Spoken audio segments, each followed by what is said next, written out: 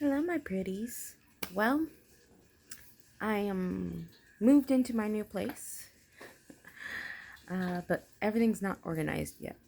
So that's gonna be Chunky's new area. My computer is not even plugged in yet. So here we are. So all my plants, I have found that I really love propagation and finding um, neglected plants or plants that just aren't jiving with people and rescuing them. I love doing the whole repot and everything. And I think that's because of my infertility. So I'm like, if I can't bring life into the world, I can help life. You know, type of thing. So here we are. This is what I'm doing right now. Let me see if I can get a. So this little baby, I think, has been waterlogged, and so I took it out of the soil, which was super wet around the roots. Looks like it's savable. I'm gonna put it in super dry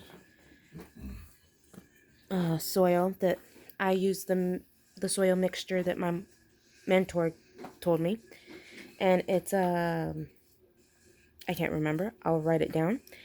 And so that's what I'm working on. I'm actually working on its pot right now. So this had no drainage holes. It was from the Dollar Tree, but it had like a little thing in there so it wouldn't sit in the water. But I lost them. So I am making holes in the bottom. So that works. As you see behind me, this is the magic water. So you make, in my last video, I showed you how it was 1 milliliter of HydroGuard, 2.5 milliliters of liquid dirt to 1 gallon of water.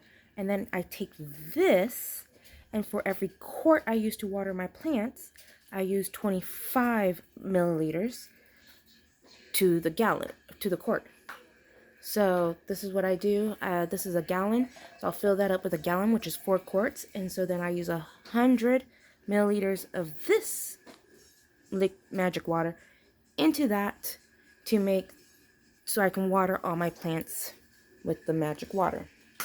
So I don't think I explained that last time, and actually I had it wrong because I was using this part to water on my plants. Luckily with liquid dirt and HydroGuard, you can't kill them with too much fertilizer because of how natural they are and everything like that, and how good they are.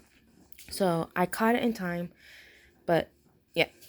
As you see, my pride and joy right here, the deep purple passion. She is gorgeous. She's grown so much. I'm so happy. So I have a lot of propagations going, like this weird one here. I find plants that have fallen off that still are wet on the inside, and I try to save them. So I have a lot of that going on. Or if I see gardeners going to town and trimming up trees and stuff, I make sure it has a good node or a couple of nodes, and I take the scraps and I try to propagate them. So that's what's going on here. Hopefully I can get some cool plants rooted and going. I just got this baby today. Look at how pretty that is. I also have some begonias that are somewhere.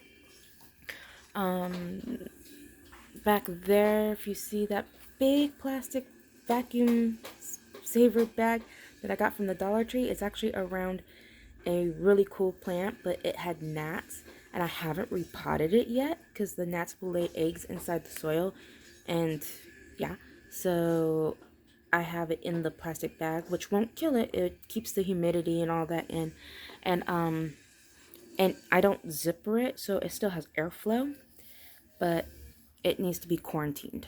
So whenever you bring in new plants that are rescues or that you might have gotten from outside, like I said with the gardener stuff and everything, you want to quarantine them to make sure that there's no pests or bugs in them that could hurt your other plants.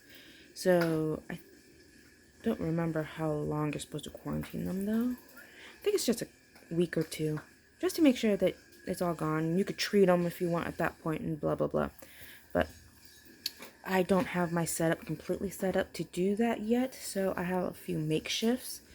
So that's what's going on over there. So yep, thanks for watching. Hi Scarlett, I always love to hear that you enjoy my videos, and I think you are an awesome little girl, and I will see you next week. So bye bye pretties.